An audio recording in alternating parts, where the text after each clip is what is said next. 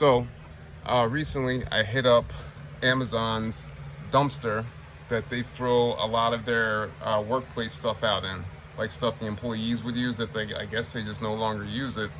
But recently I got like 9 cases of hand sanitizer, a crap ton of masks, and I gave all those to my mom so she could donate them to a homeless shelter in Philly that she works with.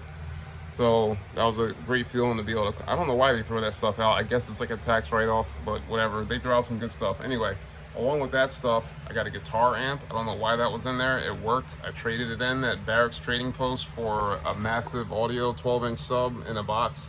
Nice thing hits too. You guys got to hear that once I get the car all primed up and ready to show. But anyway, so I found these in there as well. I got like 16 of these things, and these were all brand new in the box, and they're labeled as COVID shields. So I guess they're like area or like shields that they use to cordon off areas during COVID or something like that, and they just don't need them anymore. But basically they're like this heavy, not real heavy, but PVC, and it's reinforced with what appears to be like nylon threading. And so I'm sitting there looking at them like, I know I could do something with these. Like they have gussets on them, and there's like little carabiners at the top and stuff. Carabiners or carabiners? I don't know. Anyway, so I decided to make these into like an anti-welding arc like glare shield, as well as a privacy shield for all the goodies back there, and just when I don't feel like having people staring at me while I'm back there chilling.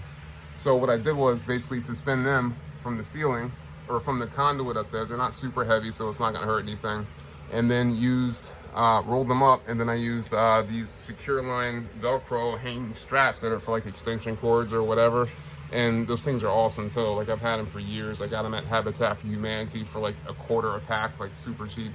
To hang them from there, and they're right at 6'3", so they're at like height where I can just walk right under them without bonking my head. But then today, I also added them to the inside of the garage door so that I can have the doors open. And there's a cool side effect to this too, that all I gotta do is do this. They have weights at the bottom as well, so they stay in place and the wind doesn't like carry them around. I made a shorter one for that side. So this is what you see from outside of my shop, like during the daytime. And the really cool, 2 cool things is that the nylon actually reflects the sunlight, so you get that glare where it makes it 10 times harder to even see in there at all. Like you can't see, like look. But I believe also that it reflects heat from the sun, because the garage stayed cool all day long. Like it was nice in here, and it was like, I don't know what the temperature was today, but it was hot as hell here in Jersey. But look at that, it still lets the light through. It's like a 2-way mirror, literally. You can see out, but nobody can see in. It's freaking awesome. So let's say I'm in here in the back, and it's like automatically cooler in here as soon as I drop those down. It's freaking awesome. I just can't wait to find that portable AC unit. But anyway, so I can drop these same way, right? They don't go all the way to the floor because I need the ventilation.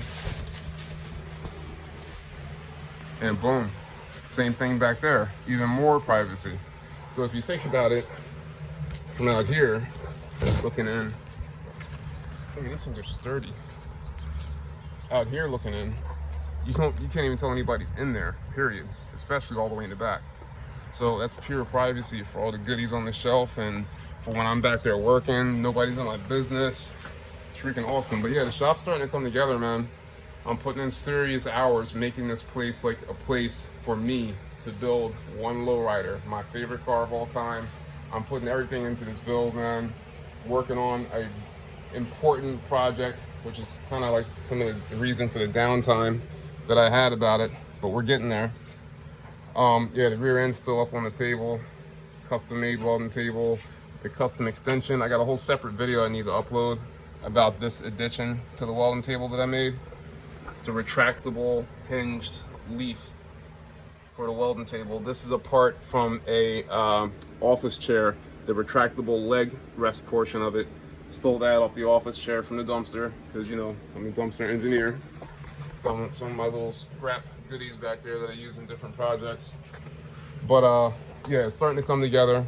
So for now, I'm focused on getting the rear done, basically stripping it down for paint prep, installing C-channel on the top, the triangulated truss on the bottom, cut off the bump stops, install spherical bearings or spherical bushings.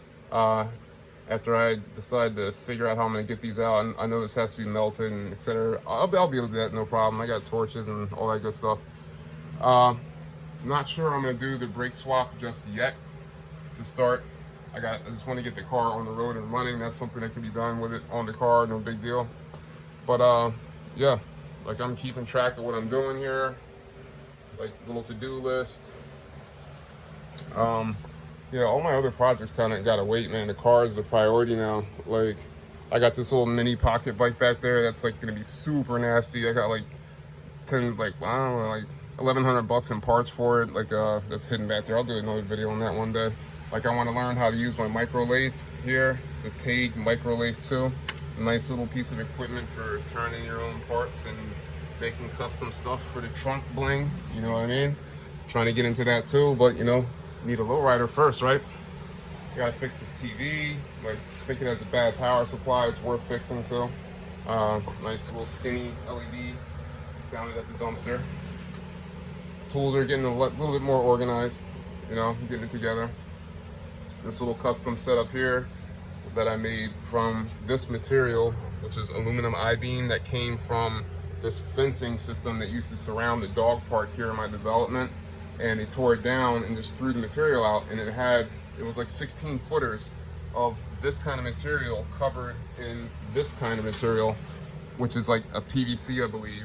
And then it had these like aluminum posts that go in each one of those holes, and then it ran to another one of these rectangular pieces of material that had that I-beam inside of it.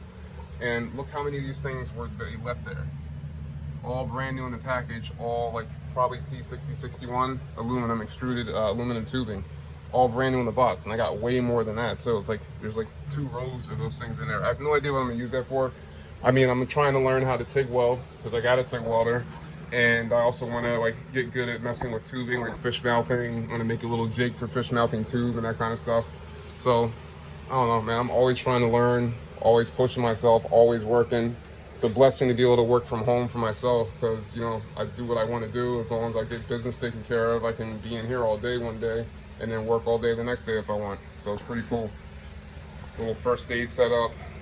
Yeah, it's not too crazy, but it's like nice. And the nice thing is this material is really versatile, where I can use the top portion for like holding screwdrivers. You know what I mean?